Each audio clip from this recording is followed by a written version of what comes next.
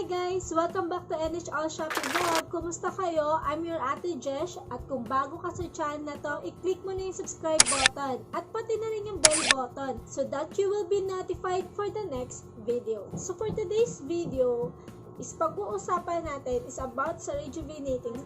Kung talaga bang nakakasunog sa mukha ang paggamit ng rejuvenating set. But please before that, allowing me to give a minute of time, gusto kong maglaan ng prayer para sa mga taong nasalanta ng bagyo, sa mga taong naapektuhan sa bahay. Lahat naman tayo, may mga tao talaga na sobra-sobrang naapektuhan. So, samahan niyo po ako, pag-pray po natin sila.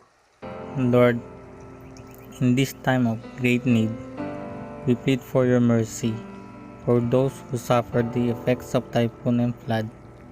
Today, many people are afraid, fearing for their lives, fearing their loved ones are among the dead, and fearing for their future safety.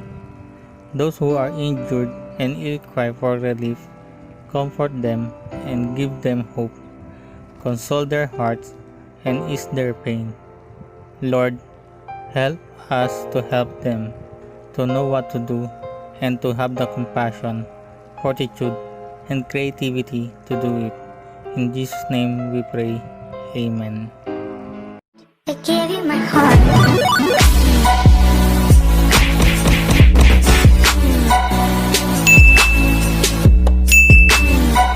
Bago ako magbigay ng thoughts about sa rejuvenating set, please disclaimer po muna tayo ha. Hindi po ako professional and hindi rin po ako isang dermatologist. Lahat po ng sasabihin ko sa video na to is personal ko pong opinion nito at based din po sa experience ko sa paggamit ko ng rejuvenating. Number 1 tips na may bibigay ko para sa mga first timer or sa mga nagbabalak gumamit ng rejuvenating set.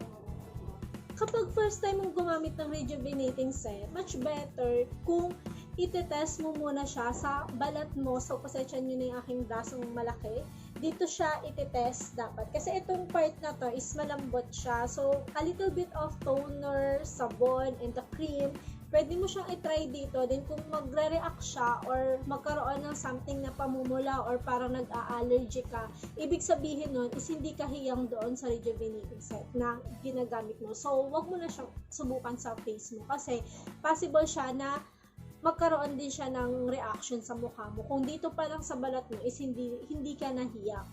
Number 2, avoid using any products kung nag-rejuvenating set kayo para maiwasan natin na maghalo-halo yung mga produkto sa mukha nyo at maiwasan ma-irritate yung mukha mo kasi bawat produkto, bawat mga beauty products, iba-iba kasi yung resulta sa ating mukha. So, kapag nag-rejuvenating set ka, make sure mo na rejuvenating set lang ang gagamitin mo. Huwag mo munang haluan ng ibang produkto. Number 3 tips, o ang reason mo kaya ka gumamit ng rejuvenating set dahil may acne ka, hindi ibig sabihin na dire-diretso mo siya gagamitin. Mas magandang gamitin mo siya kung na 3 days, then pahinga ka ng 2 days, hayaan mo muna siyang mamalat, then kapag namalat ka na at ulit ka ulit from the start ng pag-rejuve mo, then pahinga ka na naman after 3 days, then ulit ka na naman. Ganun mo siya gawin, huwag mo siyang idire-diretso. Namamalat ka na, toner ka pa rin, sabon ka pa rin, then cream ka pa rin. Kasi may tendency talaga siya na mamumula yung mukha mo kasi ninipis ng ninipis yan dahil the more na matagal mo siyang ginagamit ng tuloy-tuloy, the more siya na mamamalat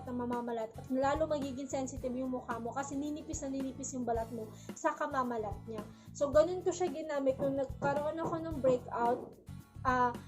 3 days ako gumamit, then stop ako ng 2 days, then inulit-ulit siya ng 3 days. Alternate mo lang para at least may time na mag-renew bagong balat yung mukha mo. And number 4 tips na may bibigay ko sa inyo is umiwas kayo sa init ng araw. Once na gumamit kayo ng rejuvenating set, wag kayo magpapaaraw kahit naka-sunblock pa kayo. Sensitive yung mukha natin kapag naka-rejuvenating set tayo at kung naaarawan tayo, may possibility talaga na masusunog yung mukha mo. Mapapansin mo yan na kapag may araw, mamumula-mula na dito, din hanggang sa mangingitim na yung mukha mo kapag naaarawan na. So, mas maganda kapag nag-rejuvenating set kayo is nasa bahay lang kayo or kung hindi naman talaga may iwasan, gumamit kayo ng sunblock at make sure nyo is magpapayong kayo para hindi ganun direkta yung init ng araw sa mga mukha ninyo. And lastly, na may bibigay ko sa inyong tips number 5, huwag ninyong balatan yung mukha nyo once na nagbabakbak na or namamalat na kayo. At lalong-lalong wag nyong kakamutin kapag nakakaramdam kayo ng kate. Siguro kapag nangangati kayo, ganyan-ganyan ninyo lang siya or ano lang, basta wag kuko, ito lang, dadampi-dampi nyo lang siya. May mga iba talaga na may makakaramdam ng pangangate, so hindi ko sure kung normal ba yon. So igaganyan nyo lang siya para lang mapawi yung pangangati ninyo, pero wag mo siyang i-scratch ng ganyan kasi tendency yun na pagmumula ng pagsusugat ng mukha nyo. At kung namamalat ka na, hayaan mo siyang kusang mamalatan, kusa din yung matatapos, huwag mo siyang balatan kasi possible na magsugat yung mukha mo at possible na ma-irritate yung mukha mo. Sa mga naka-experience po sa inyo na mag-rejuve, lalo na po sa mga first-timers, gusto ko po malaman kung kumusta po sa inyo at kung ano po yung nangyari sa face ninyo. Pwede nyo po i-comment yan sa baba para ma-share din po natin sa iba nagbabalak gumamit ng mga rejuvenating set.